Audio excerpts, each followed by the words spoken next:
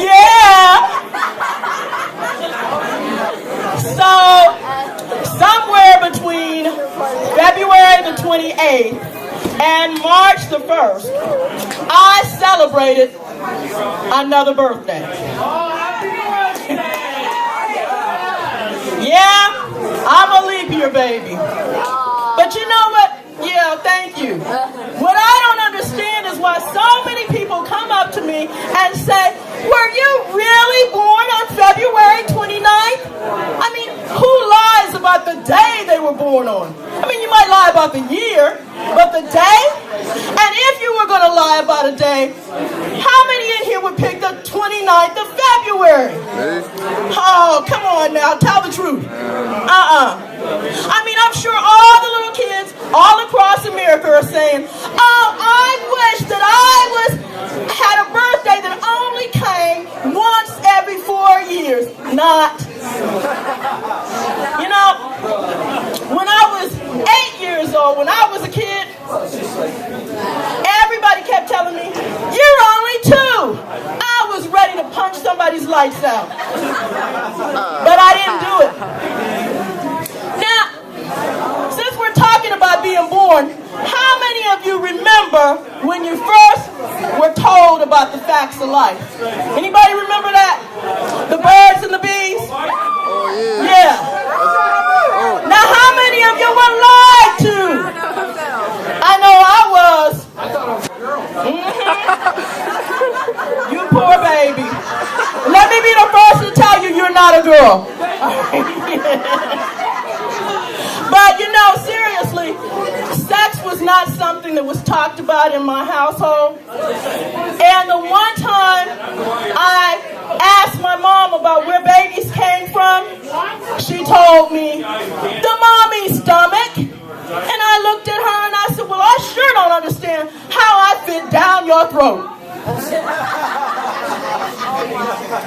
But I had a couple of cousins, and they thought that I needed to be educated in the area of sex education. They were 12, I was about 6, and they told me that if a boy's head goes up underneath your dress, you will get pregnant. Hey, that was Now, good. right after this lesson, I started taking theater classes at the Youngstown Playhouse. Now, you got to understand something about my mother. My mother was old school. She thought that little girls should always wear dresses. If you went to Mickey D's, put on a dress. If you went to the movies, put on a dress. If you went outside to play in the dirt, put on a dress. And swimming. And swimming. Yes. Yeah. So, what do you think I was wearing when I went to the Playhouse for my acting class? Yes, the little girl back there. A dress. A dress. Yes. A dress. And it wasn't just any dress. Now, mind you, it was a dress that was full of ruffles, and then I had to have the matching socks with the lace around the ankles and the patent leather shoes, too. So I get to my acting class, and the teacher says, and you know, drama teachers are always so happy, oh, good morning, boys and girls. Today we're going to be our favorite animals. Now I want you to get down on the floor, and I want you to move and sound like your favorite animal. So here I am. My animal was an elephant. Having a good time until she says, stop, which I did immediately. But the little boy behind me, he must not have got the message, because he kept on going. Next thing I know, his head went up underneath my dress. I'm screaming, ah! And hollering, ah! And I happen to live just across the street from the Playhouse, so I'm running as fast as I could to get home, open up the door, run upstairs, get in my bed, and my mother didn't know what was wrong with me. She thought I was losing my mind. I don't think she ever did find out what the real problem was. But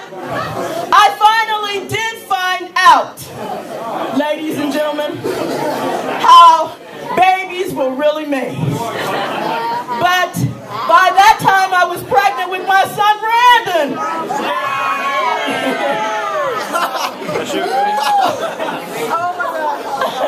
know, back in the day, back when I was born, having a baby was a private thing between the mama and her doctor.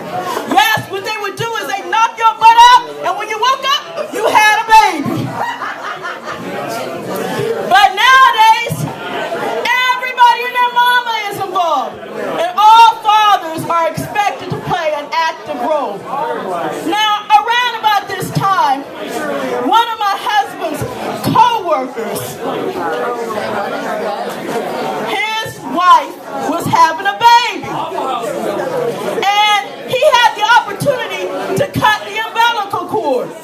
Now, my husband knew, although that was something he would like to do also, cut the umbilical cord, he knew that as long as we were both black, that that was not something that I was going to allow him to do. So let me tell you what this man did. He decided to go over my head, and he waits until I'm in the delivery room, and he goes up to my doctor, and he says, doctor, my friend, he cut his son's umbilical cord, and I was wondering if maybe perhaps I could cut my son's too. And the doctor says, oh, of course, Mr. Martin, no problem. Of course you can cut your baby's umbilical cord. And I said, H to the no. This man has not spent 1 day, 1 hour, or even 1 second in a medical school. You're the one with the degree. And besides that, what are we paying you all this money for? Preach it.